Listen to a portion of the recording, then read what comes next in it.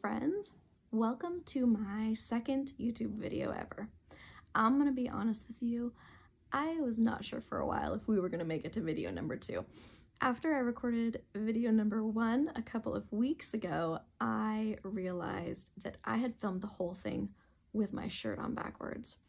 And it just kind of deflated me a little bit, and I was like, no, Dalia, you can't do it. You cannot be a YouTuber when you cannot even get your shirt on the right way for your videos.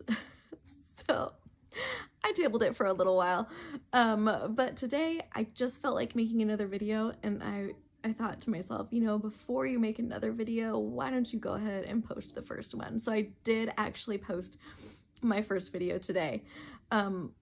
And I don't even know at this point how to link videos in other videos. I will try to figure out how to do that. But if you're watching this, you can just go search for the only other video on my channel and you'll see the one that I recorded with my shirt on backwards. And who knows, maybe it'll take 2 weeks for me to post this video because who knows what I'll see when I'm watching it back. But anyways, today I'm just going to talk a little bit about what I have finished reading and what I am currently reading. It's really funny because my husband and I just returned from a trip with our children. We live in the Pacific Northwest, and we flew to Orlando. And I took 8 books along on the trip because in my head this was going to be a relaxing time. I was like, well, we'll take the kids to the pool and we'll take turns. My husband will watch them and I will read, and then I'll watch them and he can rest. And I just in my head it was very different than it actually was. So I have a daughter who's 4 and twin boys that are 3, and I know what everyday life is like with them. So I should have known I was not going to get a lot of reading done. And the trip was amazing. It was fun, and it was their first plane ride, so they're super good little travelers. It was very enjoyable, but relaxing reading time did not happen. I definitely did not finish 8 books. I finished maybe half of one altogether. So, it is what it is. But anyways, before I went on the trip, I finished Nevermore, which I had talked about in my first video that I was reading and it was going well, and I finished it and I enjoyed it quite a bit. It's, middle grade fiction, so there was a couple times when the kids did something and I was just like, no, that would never happen in real life. It would never, just kind of, like a kid decision, which is probably exactly the way it should be for this kind of book, but that stressed me out a little bit. But overall, I really liked it. It's about a girl who is a cursed child, which in their world, the cursed children are born on a certain day of the year or of the season, and they are basically cursed and cause bad luck for everyone around them. And she is supposed to die on the eve of her 11th birthday, and she ends up getting saved and taken to this other magical land called Nevermore, and it was just fun. She gets to live in a hotel. She's trying to figure out what's going on and why she's here and why she was saved, and there's this competition she gets to be a part of, and it was just really enjoyable. I really liked it. I will be picking up I think there's 2 more currently in the series and another one coming. So I will definitely be picking those up as well. I finished this on the plane on the way to Orlando, and I really liked it. I thought it was magical going into it, but it was not so much magical. This is about a girl who is very, very poor, and she is taken, she gets a summons basically that she is supposed to go to the reading of the will of a multi-billionaire.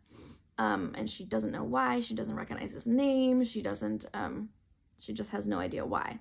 When she gets there and they're reading the will, she realizes that this man has not just left her a little sum of money. He's basically left her everything and his family next to nothing.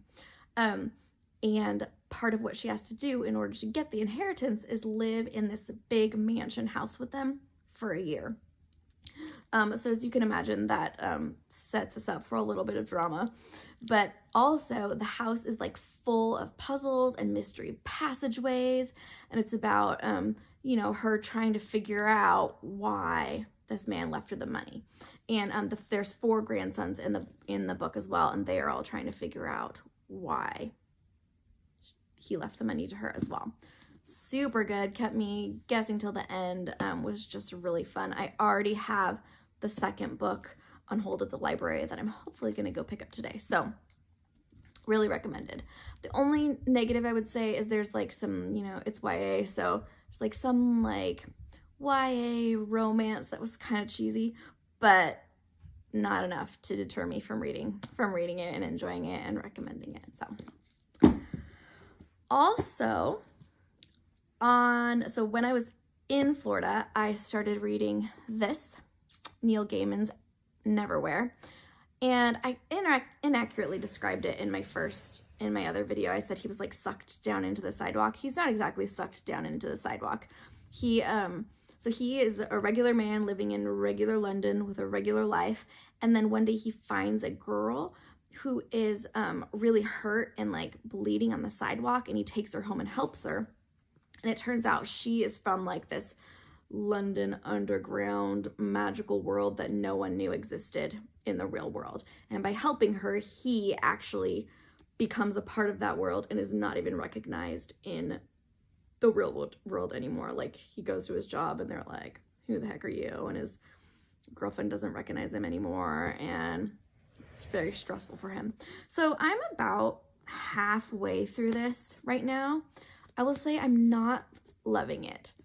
It's just a little bit darker than I usually read, and some of the stuff that happens, I'm kind of like, ugh, gross. But I'm gonna finish it because I want to know what happens, and I want to know if he's able to get out of this predicament he's in, and I want to know what happened. There's a couple main underground characters. I kind of want to know like what happens with them. I'm not completely sold on it yet though. So actually it's funny because I was on the way home on the plane and I was reading this and I was like, I'm just not feeling it. I need a break. So I had shoved this in my bag as well, The Bright Side of Disaster by Kathryn Center, just because it's contemporary fiction, easy to read, very, very different and very much lighter than this. But it's funny, I'm not really liking this either. So I read it for a while on the plane.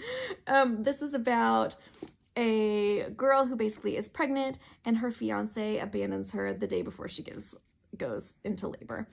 And then it's kind of about her struggles just as a new mom, and is the fiance coming back? Is he not? And I don't know, I'm just not loving it. I've read 2 other books by Kathryn Center that I really liked. I read How to Walk Away and Things You Save in a Fire, and I really liked those, really enjoyed them. This one I'm just having a hard time bonding with the main character, and I think part of it is I have 3 young kids, so it's kind of just too close to real life to just want to sit and read about someone taking care of a newborn baby, because I have done that. So yeah, again, I'm gonna finish it, but I'm not sure what it's gonna be rated at this point. Probably a 2 or 3, because I've just not. The character's not that likable, and the book's pretty predictable. And I don't know. I'm bummed because Kathryn Center has some good stuff. So that's all I have for today. I am going to the library to pick up some more books today, and I joined a new book club as well. So I will be chatting about that in my next video. Again, if I get the courage to actually post this one, we'll see. So if we have made it this far, please give me a thumbs up. Let me know in the comments if you have read any of these books, what you think. If Nevermore gets better, let me know. And I will talk to you all soon. Bye.